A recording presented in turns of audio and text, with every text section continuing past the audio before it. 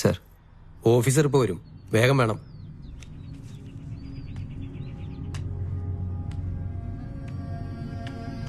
എന്താടാ ഉമ്മ എപ്പോഴും ചോദിക്കും നീ സമയത്തിന് ആഹാരമൊക്കെ കഴിക്കാറുണ്ടാവുമെന്ന്. പിന്നെ അവർ ഉപദ്രവിക്കാറുണ്ടോ?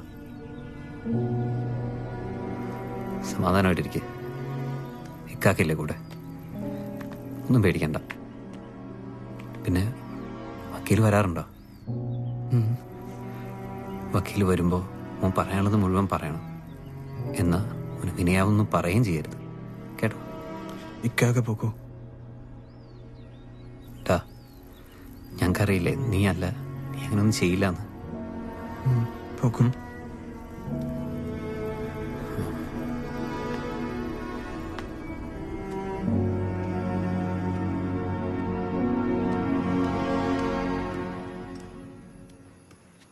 അതെ, എനിക്ക് തോന്നുന്നു നീ ഒരുപാട് ചിന്തിക്കുന്നതിൻ്റെ കൺഫ്യൂഷൻസ് ഒക്കെ. Anand is genuine. നമുക്കവനെ ഇൻസ്റ്റിറ്റ്യൂട്ട് മുതലുള്ള പരിചയമല്ലേ. ഇതിപ്പോൾ നമ്മുടെ ജോലിയുടെ കൂടെയുള്ളതാ ഈ അഭിപ്രായ വ്യത്യാസങ്ങളൊക്കെ. And I think there is nothing wrong with your relationship. നീ ആനന്ദിനെ ഹരീഷുമായിട്ട് കമ്പയർ ചെയ്യുന്നത് തീരെ ശരിയല്ല. കമ്പയർ ചെയ്തതല്ല, എൻ്റെ കൺസേൺസാണ് ഞാൻ പറഞ്ഞത്. അന്ന് ഫ്രോഡ് എൻ്റെ സമ്മതമില്ലാതെയാ ആ പ്രോഗ്രാം എയർ ചെയ്തത്. പ്രോഗ്രാം പ്രൊഡ്യൂസർ മാത്രമായിരുന്നില്ലല്ലോ അവൻ, എൻ്റെ ഭർത്താവ് കൂടിയായിരുന്നില്ലേ ആ അധികാരത്തിൽ. അതിൽ ഞാൻ നേരിടേണ്ടി വന്ന കോൺസിക്വൻസസ് മറ്റാരെക്കാളും നന്നായിട്ട് ആനന്ദിനറിയാം. എൻ്റെ കാര്യം പോട്ടെ, ഇന്നസെൻ്റ് ആയിട്ടുള്ള ആ ഫാമിലി എത്രമാത്രം ഹ്യൂമിലിയേറ്റ് ചെയ്യപ്പെട്ടു എന്നറിയാലോ. എന്നിട്ട് എന്നെ കോർണർ ചെയ്ത് അവൻ സേഫ് സോണിലും. ഹരീഷിൽ നിന്ന് ഇറങ്ങി വന്നപ്പോൾ എത്രമാത്രം ബ്രോക്കൺ ആയിരുന്നു എന്ന് ഏറ്റവും കൂടുതൽ അറിയാവുന്നത് ആനന്ദിനാ. ഇപ്പൊ ആനന്ദ് എന്നോട് ആർഗ്യൂ ചെയ്യുമ്പോഴൊക്കെ എനിക്ക് നോറിയുടെ മുഖം ഓർമ്മ വരിക. ട്രൂ ഡിറ്റക്റ്റീവ് എന്ന നമ്മുടെ പ്രോഗ്രാം എത്രമാത്രം നന്നായിട്ടാണ് പോകുന്നതെന്ന് എനിക്കറിയാലോ. എന്നാലും ഇപ്പോഴും കുറ്റപത്രമാണ് എൻ്റെ ഐഡന്റിറ്റി.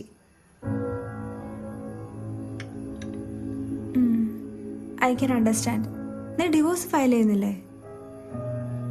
എനിക്ക് അതിൻ്റെ ആവശ്യമില്ല. അവന് ഡിവോഴ്സ് വേണമെങ്കിൽ അവൻ ഫോളോ അപ്പ് ചെയ്യട്ടെ, എവിടെയെങ്കിലും അവനൊന്ന് താഴട്ടെ. ആനന്ദ് മാരേജിനെ പറ്റി എന്തെങ്കിലും പറയുന്നുണ്ടോ? ഡയറക്റ്റ് ആയിട്ട് ഇതുവരെ ഒന്നും പറഞ്ഞിട്ടില്ല. അവൻ എന്നോട് ഇതിനെപ്പറ്റി സംസാരിച്ചു. അവനായിട്ട് പറഞ്ഞതല്ല, ഞാനായിട്ട് എടുത്തിട്ടതാ. എന്നിട്ട് എന്തു പറഞ്ഞു? അവന്റെ മനസ്സിലെന്താണെന്നറിയാൻ ഞാൻ പറഞ്ഞിട്ട് വേണം നിനക്ക് മനസ്സിലാവാൻ. ആനന്ദ് പറഞ്ഞത് ശരിയാ. ഹരീഷ് ഉണ്ടാക്കിയ ട്രോമ ഇതുവരെ എന്നെ വിട്ടുമാറിയിട്ടില്ല. And that trauma it pulls me back. It makes me rude. ആനന്ദിനോട് പലപ്പോഴും എനിക്ക് ഫെയർ ആവാൻ പറ്റാത്ത പോലെ.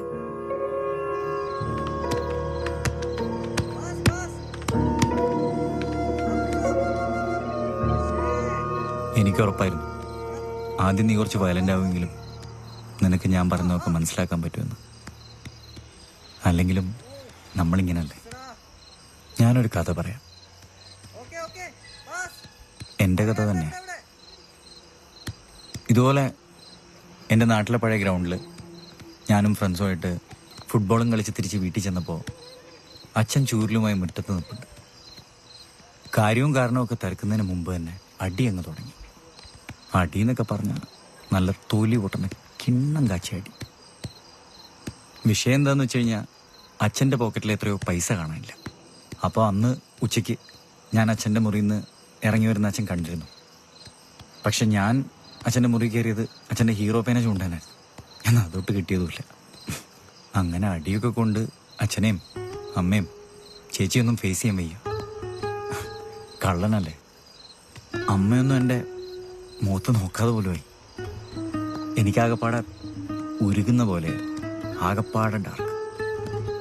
അങ്ങനെ 2 ദിവസം കഴിഞ്ഞ് ഈ പ്രസ്തുത പൈസ അച്ഛൻ്റെ കടയിലെ ഡ്രോറിൽ നിന്ന് അച്ഛനെ തിരിച്ചു കിട്ടി. പോക്കറ്റിൽ പൈസ വെച്ചിരുന്നു എന്നുള്ളത് മൂപ്പരുടെ വെറും തോന്നലായിരുന്നു. അന്ന് വൈകുന്നേരം അച്ഛൻ എന്നെ ഫേസ് ചെയ്യാൻ പെടാപ്പാട് വിടുന്നത് ഞാൻ കണ്ടതാ. എൻ്റെ അമ്മയുടെ മുഖത്ത് ആ ചളിപ്പ് ഞാൻ കണ്ടതാ.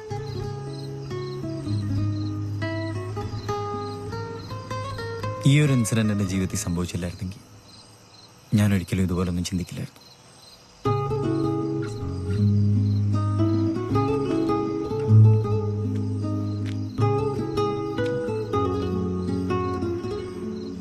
സോറി. It's okay. എടാ നീ എനിക്ക് അയച്ചു തന്നാൽ മതി. ഓക്കെ.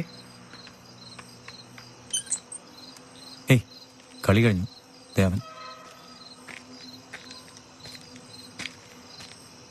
ഗോവിന്ദ്. ആ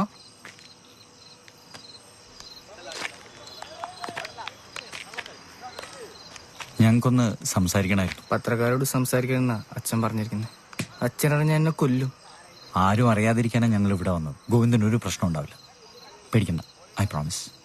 അന്ന് പോലീസുകാരോട് നിയാസന്റെ കൂടെ ഉണ്ടെന്ന് പറഞ്ഞപ്പോ എന്നെ കൂട്ടുപ്രതിയാക്കി. അച്ഛനെ വല്ലാതെ ഭീഷണിപ്പെടുത്തി. അച്ഛൻ വല്ലാതെ പേടിച്ചു. എന്നെ വിട്ടേക്ക്. ഇപ്പൊ കളിയൊക്കെ കഴിഞ്ഞ് നിന്റെ തോളിലും കൈയിട്ട് ചിരിച്ചു കളിച്ച് നടക്കേണ്ട ആൾക്കാരായിരുന്നില്ലേ നീയും നിയാസും? അവനിപ്പോ എന്ത് ചെയ്യുന്നുണ്ടാവും അല്ലേ? നിങ്ങൾ സ്കൂളിൽ പഠിച്ചിട്ടുള്ളതല്ലേ, a friend in need is a friend indeed ഇല്ലേ? നിനക്കറിയാവുന്ന കാര്യങ്ങൾ മാത്രം പറഞ്ഞാൽ മതി. പോലീസിനോട് പറഞ്ഞ കാര്യം. അന്ന് നിയാസ് എപ്പോഴാണ് ശ്രീകുട്ടിയുടെ വീട്ടിൽ നിന്ന് മടങ്ങിയത്? എനിക്കും നിയാസിനും ടൗണിൽ പോയി ഡ്രസ്സ് എടുക്കാനുള്ള പ്ലാൻ ഉണ്ടായിരുന്നു.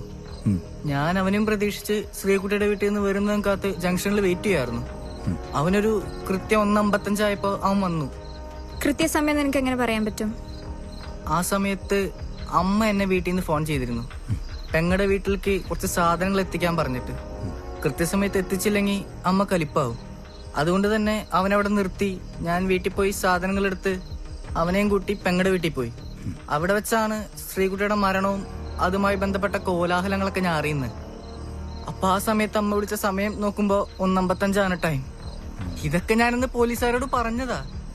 ഒരു കാര്യം ഉണ്ടായില്ല, ഞാൻ വീഡിയോ കാണിച്ചു കൊടുത്തു. പിന്നെ എനിക്ക് പേടിയായി. ശ്രീകുട്ടിയുടെ വീട് കഴിഞ്ഞ് ആ കയറ്റത്തിലെ 4ാമത്തെ വീടല്ലേ നിന്റെ? നീ സാധനം എടുക്കാൻ സ്കൂട്ടറിൽ ആ വഴി പോയപ്പോ ശ്രീകുട്ടിയുടെ വീട്ടിൽ ആരെങ്കിലും ഉണ്ടായിരുന്നതായിട്ട് നിനക്ക് തോന്നിയോ?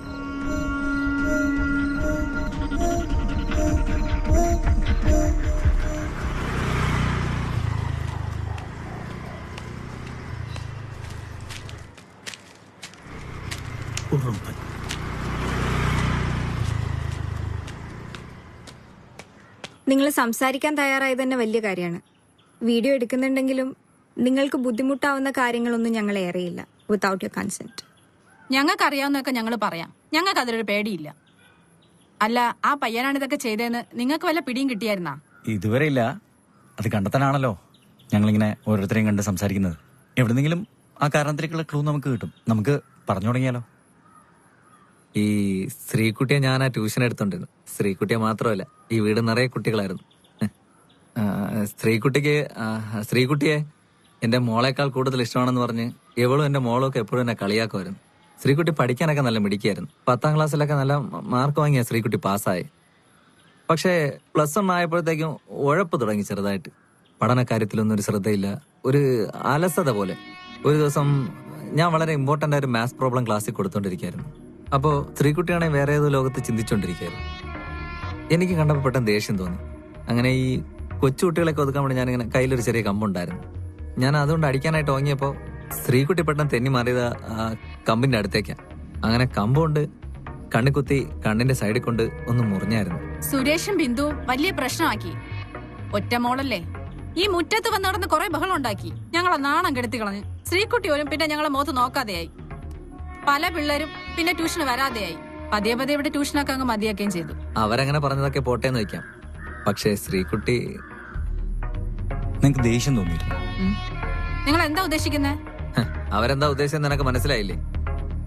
അയ്യോ, ഞാൻ അതല്ല ഉദ്ദേശിച്ചത്. കുഴപ്പമില്ല, എനിക്ക് മനസ്സിലാവും.